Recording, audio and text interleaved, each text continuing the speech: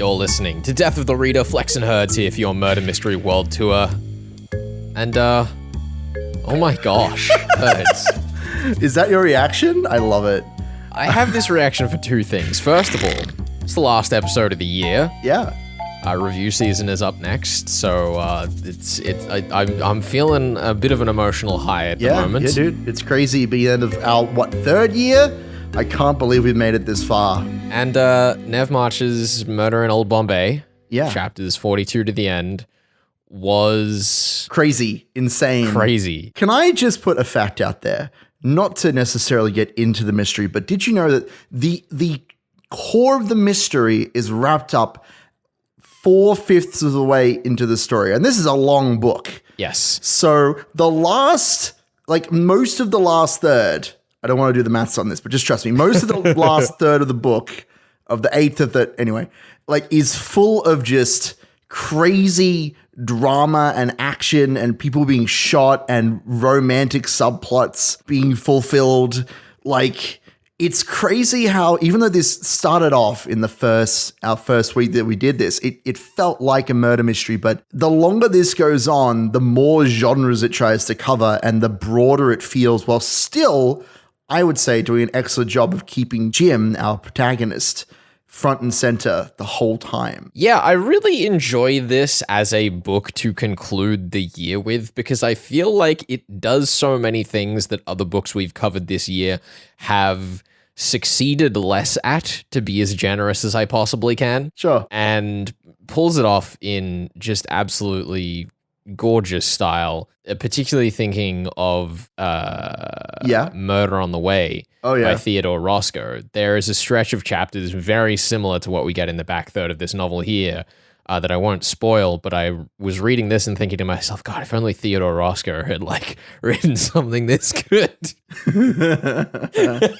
Yeah, I mean, this is the only novel I think that could get away with murdering a small child in an absolutely gut-wrenching scene, but then at the end of the book saying, and everything was fine, and also all of the bumbling policemen, save the day at the end. It's so crazy, the breadth of this story. But we get to this scene where he's about to leave, and he's like, Diana, she's young enough to have time to wait for me and old enough to understand that we cannot be together.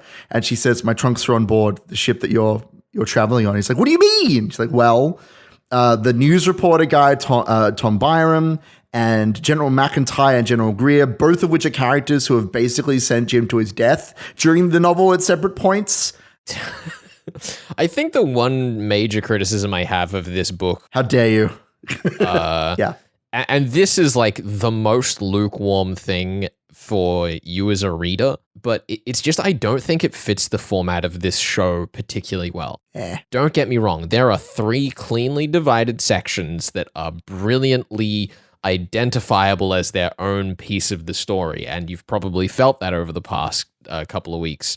But the thing that was kind of weird is I got to the end of the book and thought to myself, oh God, I wish I'd said something different in the previous couple of episodes. I was wondering, there were some things that you didn't say last week that I thought were pretty obvious. I mean, there's the mystery side of that. Don't get me wrong. The mystery side, I didn't do a particularly great job at solving this one, even though I got a lot of stuff, but because I was so distracted by some parts. You weirdly got, while we're in the realm of criticisms and things that are weird about the novel, you got the part that when you talked about Diana going away to England and having an education and meeting Akbar, and that's going to be her parallel with Jim. You were 100% correct, but all that we get of that is the realization that that is the truth, and then she shoots him, and that's it. That plot point that you were describing last week, the way you talked about it and the way you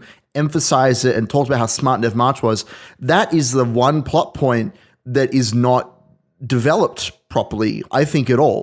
Well, that's the thing, is I think that it's a major piece of this novel's construction that I still think is very clever. Mm-hmm. But because it's more of a, like, just a background tool. You know, it's the hammer with which Nev March nails in one of the story's points. Nails Jim's heart to the wall, yeah. I feel as though last week I've effectively wasted a lot of time on discussing something that I think was really cool, just didn't need to be, like, that long about it. It did lead to some fun moments where I remember last week you, as I said, you were really enjoying Harpy on Diana, and I said, okay, so what does she do? Like, how does she fit into the actual deaths of these characters, or like what's happening with Kasim? And Kasim is a character, like the main character, Jim, even says, I reckon Kasim might not even be that boy that fell under the train tracks. And you didn't mention any of that. And I don't know if that's because you thought that was just a really obvious thing, or because you just forgot it. I think it's a bit of both. I think it was like, because I had a piece of the puzzle still incomplete in my mind, I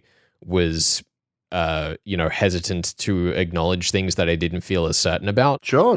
That's fair enough. My method is repetition and determination. And so when that hasn't worked for me, I'm like, oh, well, if this is wrong, then maybe all of it's wrong. And anyway, the other thing that I thought was like really interesting coming into this that you kind of touched on is how fast we get our answers. Like, yes. Effectively, chapter 43 through 45 gives away most of the game. Yeah, I had to get a really hard cutoff when I was like, which chapters do we do? How much of this book can I actually give you before we start getting explicit answers? Because it doesn't happen for a long while. We go on our journey to Lahore, and then we go and save some military men who are trapped in the crags.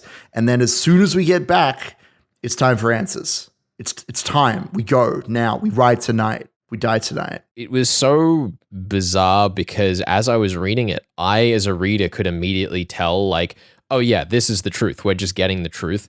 But it came so early in the story, and I felt like it was a good sign of how, like, engaging the novel was, that you knew to trust Nev March at that point, rather than having your mystery brain engaged and going like, oh, well, we've still got about a third of the book left to go, so this can't possibly be the truth. Well, there's that knee-jerk reaction that I certainly have when I'm reading murder mysteries, where I say, well, I feel like I'm getting too straight of an answer. Is the puzzle less like which answer is true and more, can I trust the answers that the characters are giving me? But even in the early parts of the novel, most of the characters that we talk to, it's not that they're lying. Like Diana is lying, obviously, and Akbar and Kasim are lying, but they never talk on camera.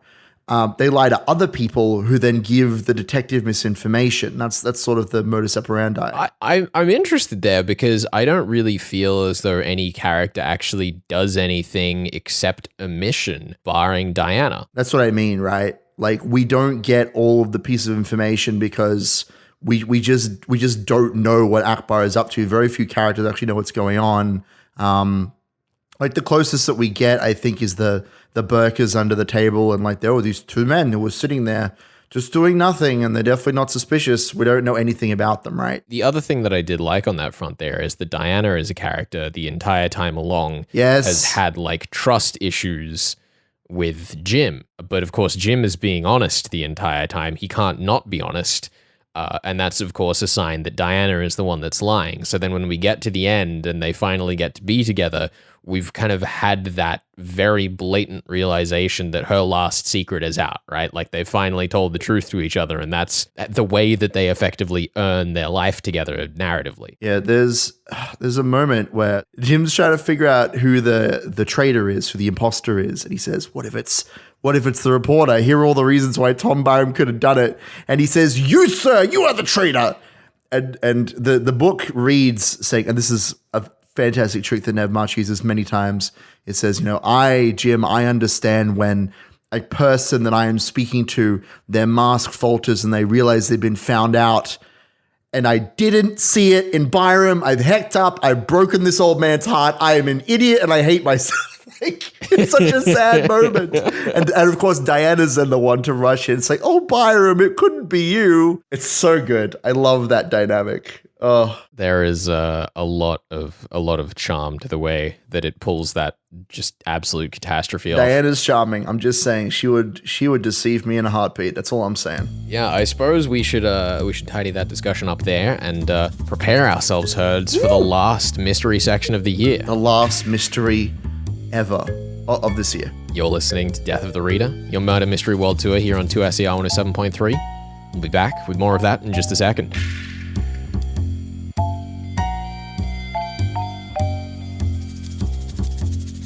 You're listening to Death of the Reader. Welcome. Happy nearly Christmas to the end of the year. We are joined once again on the line by Nev March, the author of what I can only describe as the incredible Murder in Old Bombay. Nev, it's so good to have you back. And I have to say, as I was reading through this book, I had so many moments thinking to myself, my goodness, this woman is so much smarter than me. I've just been so impressed reading this novel through at the absolutely ludicrous ways you manage to tell a narrative that is inherently so disjointed, but collectively just so well bound together. Oh, thank you. I'm delighted to hear that it hung together at the end. Yes, it does. The trouble with the story, sometimes it takes over. I know people on the impression that the author is actually writing the story. I have a feeling that the story is writing the author. Yeah, sometimes the story does take over, and you make a choice early in the book. For example, I made Captain Jim a boxer. I wanted him to have some chops, like he can solve this. He's a tough guy. Okay, there's a little Chekhov's gun problem there, because now the moment you make a person a boxer, you're going to have a boxing fight in the novel. So It's also bad for him. It's going to happen. He cannot unwind that once it has happened. Similarly, he's an ex-army officer, so you're going to have some army stories, and I base a lot of them on actual history and stories that my family members had talked about. In fact, the secret at the heart of the entire book, the big secret, the reason the girls died, is based upon my family history. Yep. That was one thing that escaped me. I'd managed to reach the point at which I was like, okay, there's something in the Framjis past that's a piece of blackmail that's holding it together, but I couldn't quite wrap my head around what that was. And I thought it was really interesting that as one of many examples through this book of where Jim's personal story parallels everyone around him. Jim is in so many ways an embodiment of the story within the story. How do you fit all of these storylines into one character? Why do that? These are stories that demand to be told. So the main thread in the entire story is Jim's search for redemption. He thinks he's done something horrible. He's disenchanted with the army. He's beat up. He's essentially got to leave the army because he's no longer really fit for active duty. And he's thinking of what should he do? So through the story, he's making new friends. He's joining civilian society, and he's somewhat adopted by the Framji family. So you follow his mental journey, his emotional journey, from that beat up guy to a few reveals, because he's not got it right. This is the charm of writing an unreliable but lovable narrator. Is you're rooting for him to figure things out, but frequently he figures them out wrong or gets into trouble. He gets derailed, like we get derailed when we're doing something or trying to go somewhere. Hey, I'd like to go to India, but there's a pandemic going on. I hope the audience never sees the script we had prepared for this interview, because it's gone. It will never happen. It's already gone. We're only one question in this week. Yeah, once you get me going, there's no stopping me. There isn't. No stopping us either. This is a mutual crime. Sure. Yeah. We're all accomplices here. That's half the fun, though. though. Complete that thought. Felix, there's just this main thread, and then around it are these twisting storylines of Jim's discoveries around the murder. It's almost like, as I was writing, there's this question of what's the worst thing that could happen to an investigator? And sure enough, it's going to happen. The difficulty with those ancillary storylines is making them all come together with a reason, and they must. Folks that run through the book too quickly don't realize how important the Pathankot adventure is to his ultimate resolution of the romance story plot. Because without that, the Framjis essentially would not be able to give him their blessing. It's so interesting. As I was going to ask, just to, because we're in, full spoiler territory. like this novel swings between the way we kind of broke it down to 3 weeks. Like the first week, everything's kind of okay and happy-ish. We're hanging out with the Framjis. The second week is hell, and then the third week, like there's a lot of ups and downs in the third part of the story. But by the end, it's almost like sickly sweet. It's not 100% resolved, but like we go from child murder to, and then he gets the girl and he gets the girl and saves the day. Like, how do you justify having such wild mood swings, I guess, in your mind? Oh yeah. Is that real to you? Like, it has a feeling of an epic, and some things just, have to come out right. So the original ending I had written was for him to leave Bombay. Walking out, he's ready to start over, but he's got a sense of himself. A personal victory. Yeah. And it's a win some, lose some situation, right? This is where I was going to leave it. And then it occurred to me that Diana's story isn't done, and that she's just creative enough to figure this out. Sometimes the solutions don't come from within us, they come from those around us. And she picked it up and, solves it using some things that actually did happen. So in my community, for some peculiar reason, there are hundreds of little bitty trusts and endowments. And the reason I realized, a little bit of reality check is we were purchasing some sort of exclusions to breaking some rules. If your daughter wanted to go and marry outside the community, that's a huge stain on the family, but you might get a pass if you endowed a charity for widows and orphans. So I came across that as a possible solution to this issue. The other part of it is the Parsis were enormously well entrenched with the British administration. And I was thinking, okay, well, maybe there's all these army contracts that, people would wink at because they know where it came from, but it's a form of corruption, certainly. But there might actually have been an honorable origin to that little handshake agreement. I was wondering because there are a couple of characters. There's a General McGreer and McIntyre and Byram. Like they are the ones who allow Diana to run off with Jim in the end. They're almost the true heroes of the story in like a weird way. And it's interesting that you brought the idea of like, well, it is corruption. Maybe these laws shouldn't be bent and these little handshake deals shouldn't be happening. But it is what allows for the happy ending, right? It is. It is indeed. Yeah, and I think it's reality, right? There's good and bad. To have a investigator focused story, where none of that happens, to me feels false. We are not the center of the universe. We each have our own universe, and sometimes other people's goals don't align. So now deal with that. Yeah, well, I mean, you say Jim isn't the universe here, but I did make the point at the start that Jim manages to parallel everyone's stories. And I know that we have a follow-up called Peril at the Exposition coming along. So how is Jim possibly going to fit all of the new characters in his new setting into himself for whatever becomes his next venture? So the sequel, Peril at the Exposition, I will tell you for the first time ever that yes, exclusive. A lot of it is in Diana's voice. Yes! Yeah. Oh, I'm so ready. That's her I'm so ready. Oh, yeah. Oh, that girl, she can talk. She has a whole new story, whole new mystery to solve. It will be out in July of next year. But I'm going to tell you right up front. Jim goes missing at the end of the first chapter. Oh, yes. That's exciting. That's a great way to deal with him.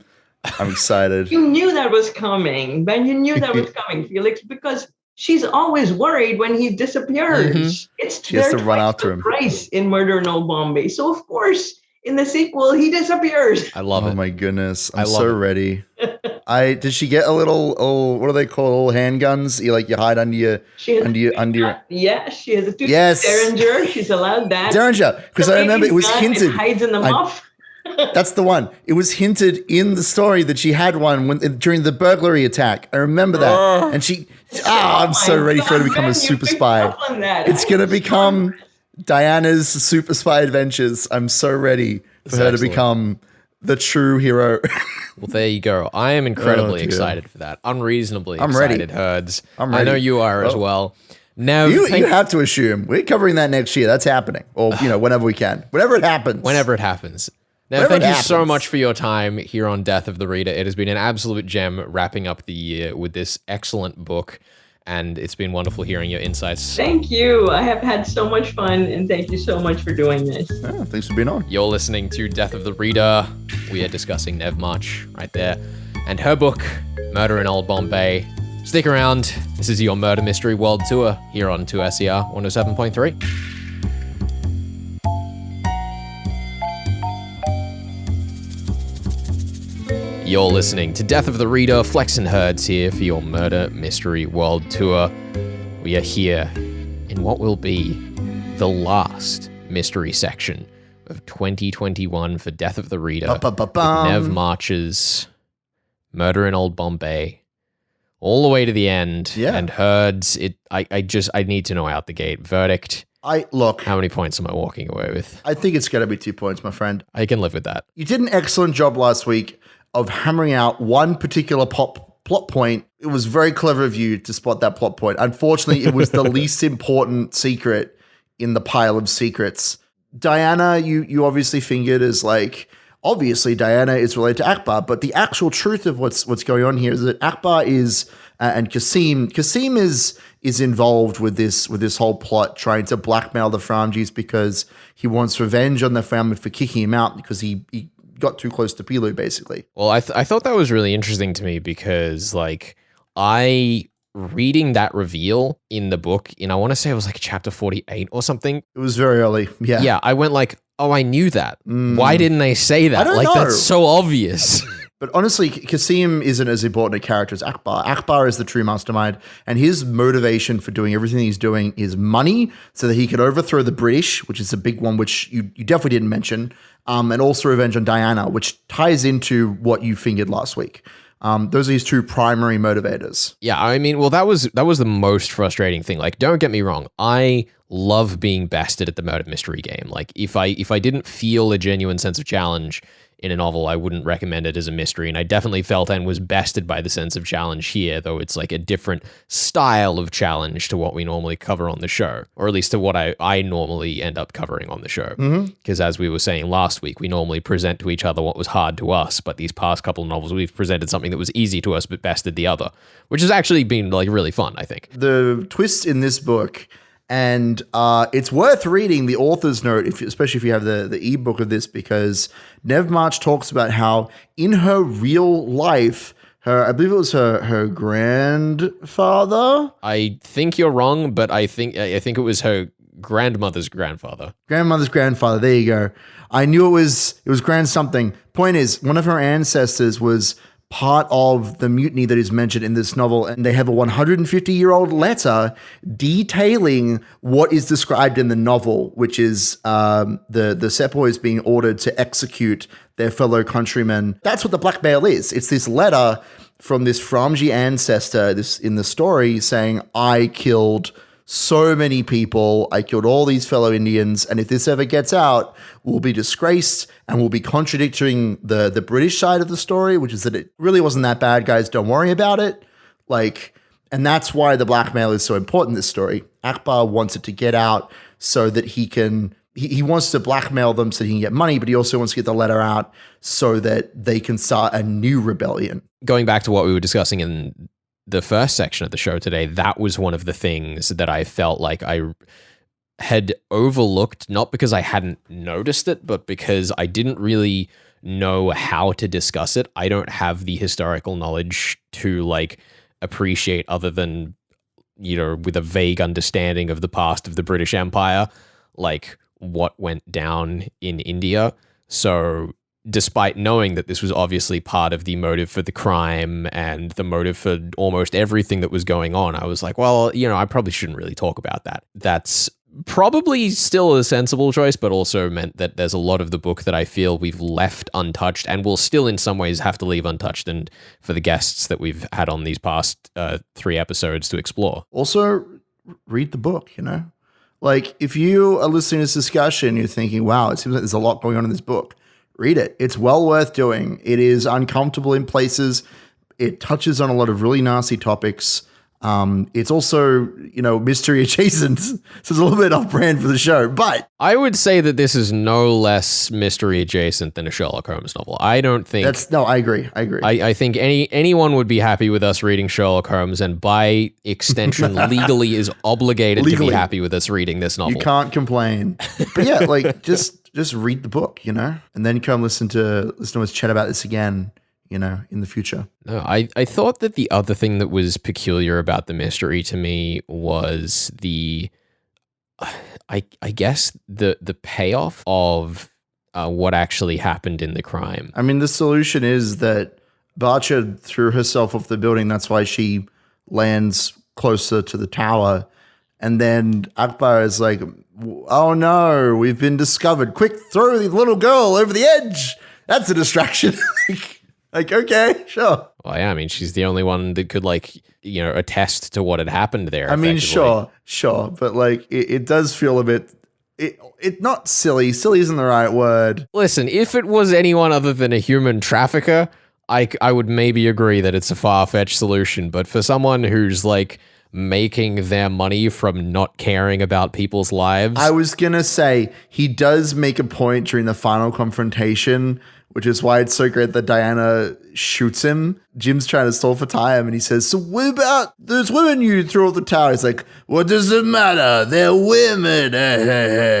Yeah. He's a sexist, awful, human trafficking, murderous prince. And weirdly, at the same time, I don't feel like he's a caricature. No. In some ways, he has all of the tropes of a caricature sex trafficker from fiction on him, but it is sold in such an effective package that it gets to the end and I'm like, yeah, you take that bullet, Akbar. I mean, there's a, speaking of history and perception, there is an alternate telling of this where Jim is the one who gets shot and then Prince Suleiman of Rajput becomes, the new hero prince of India, right? I mean, and that's always the eternal turmoil of historical crime fiction is that so often there are, not always obviously, but often there are good motivations for the tumultuous times in human history. It's so difficult to keep an objective view on, especially writing a historical novel. I'm going to put my own personal experiences and cultural experiences into this historical novel. I have great respect for the way that Nev March has portrayed the British and the Indians and all the different tribes and the Parsis, and showing how backwards all of these groups can be, but also how they can come together and be better people going forward. And I think that's great. Call me a sap, but I will absolutely 100% champion those sorts of endings every time they happen. Speaking of being better people going forward, Nerds. That's not us. What's going on, Flex? It is time to wrap up Death of the Reader for this year. Review season is going to be on for the next 5 weeks, I think it is. Yeah, sounds right. To around mid to late January. So stay tuned. We'll have reviews of all of the books that we have covered over 2021 and some other special features in there and some good tunes as we hang out over the Christmas break.